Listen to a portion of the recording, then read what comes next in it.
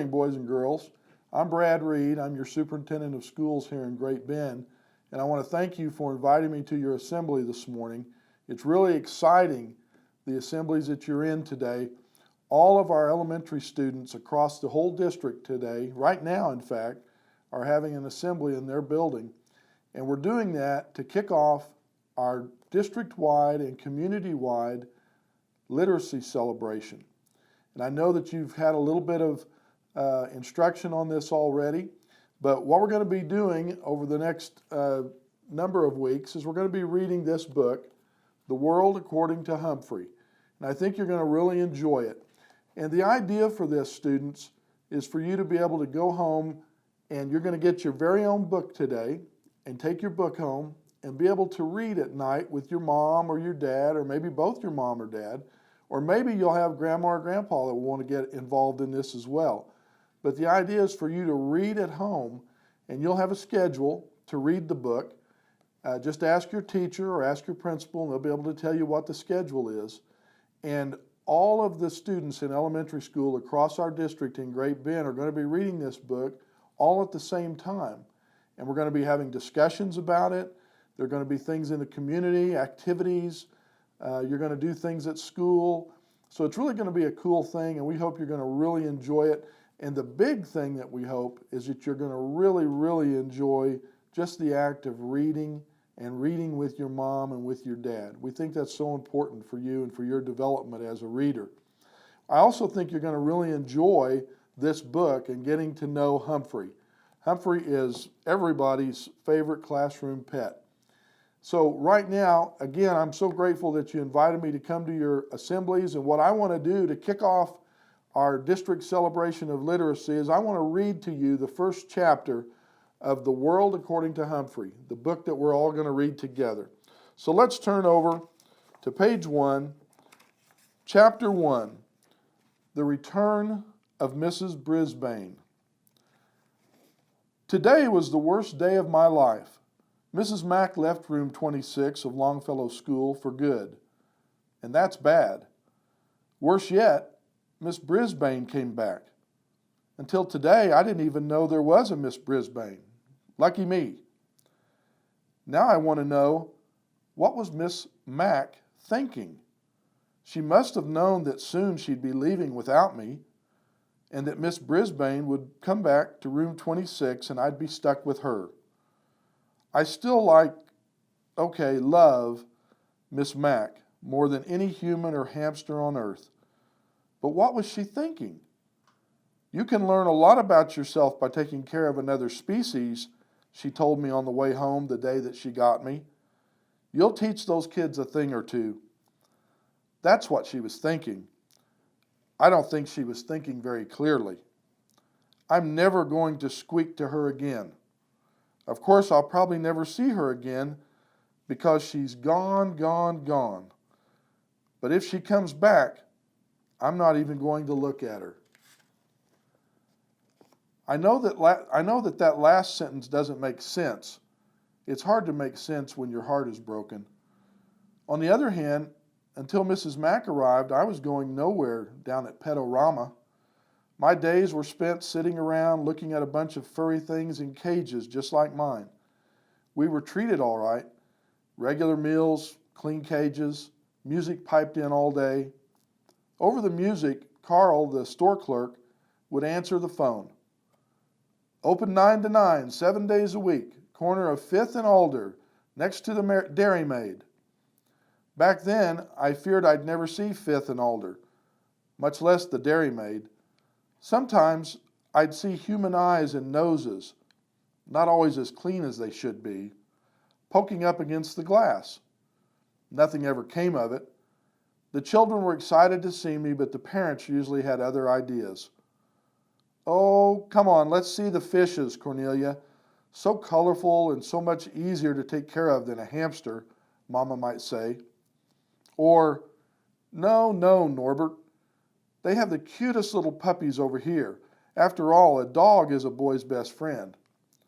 So there we were, hamsters, gerbils, mice, and guinea pigs.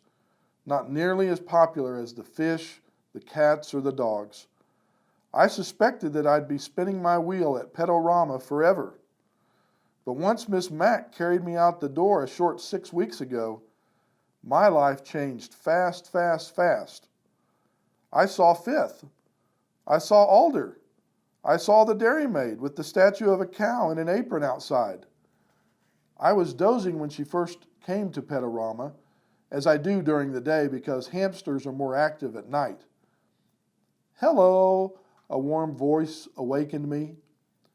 When I opened my eyes, I saw a mass of bouncy black curls, a big happy smile, huge dark eyes.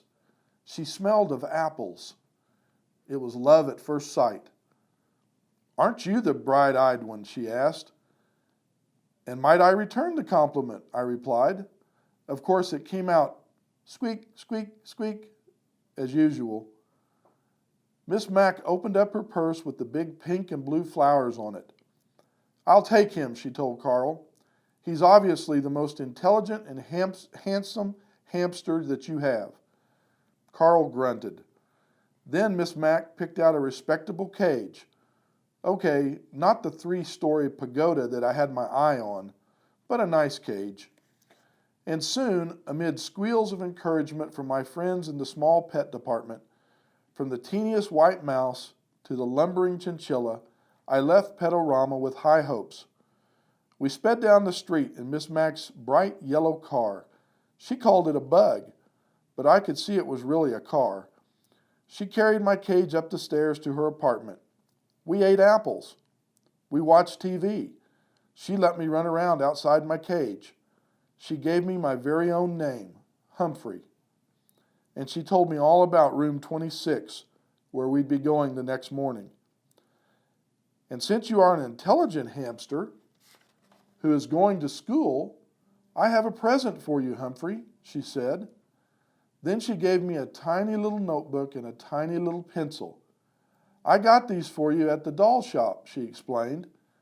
She tucked them behind my mirror where no one could see them except me. "Of course, it might be a while before you learn to read and write," she continued. "But you're smart, and I know you'll catch on fast." Little did she know that I could already make out some words from my long, boring days at Pedorama.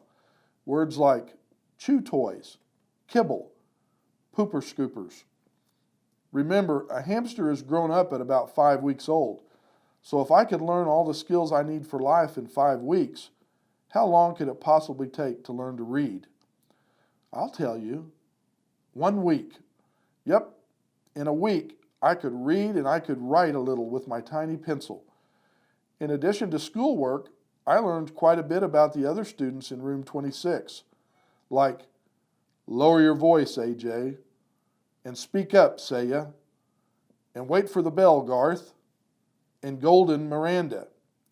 Even after I found out her name was really Miranda Golden, I thought of her as Golden Miranda because of her long blonde hair. After all, I am a golden hamster.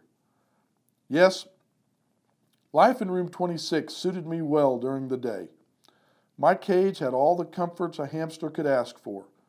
I had bars on the window to protect me from my enemies. I had a little sleeping house in one corner where no one could see me or bother me. There was my wheel to spin on, of course, and a lovely pile of nesting material. My mirror came in handy to check my grooming and to hide my notebook.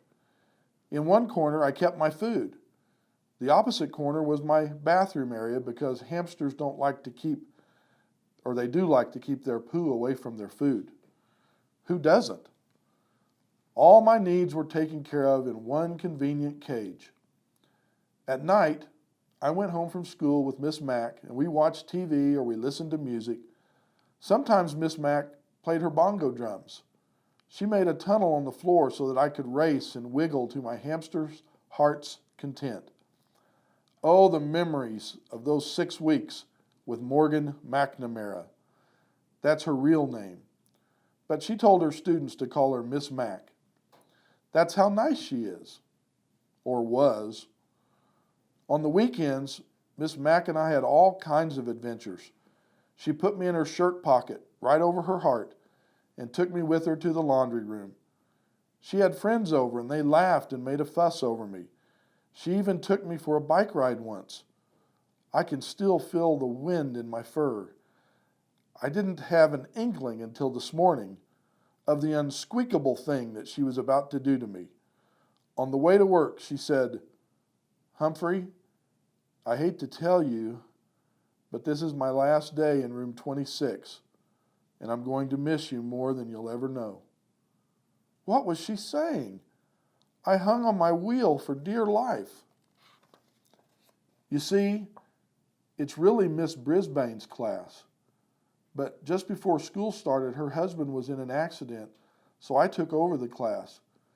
Today she's coming back for good. Good? I could see nothing good in what Miss Mack was saying. Besides, I want to see the world, Humphrey, she told me. Fine with me. I've thoroughly enjoyed all the world I've seen so far and would go to the ends of the earth with Miss Mack. But she wasn't finished yet. But I can't take you with me. All my hopes dashed completely. Besides, the kids need you to teach them responsibility. Miss Brisbane needs you too. Unfortunately, she didn't tell Miss Brisbane that.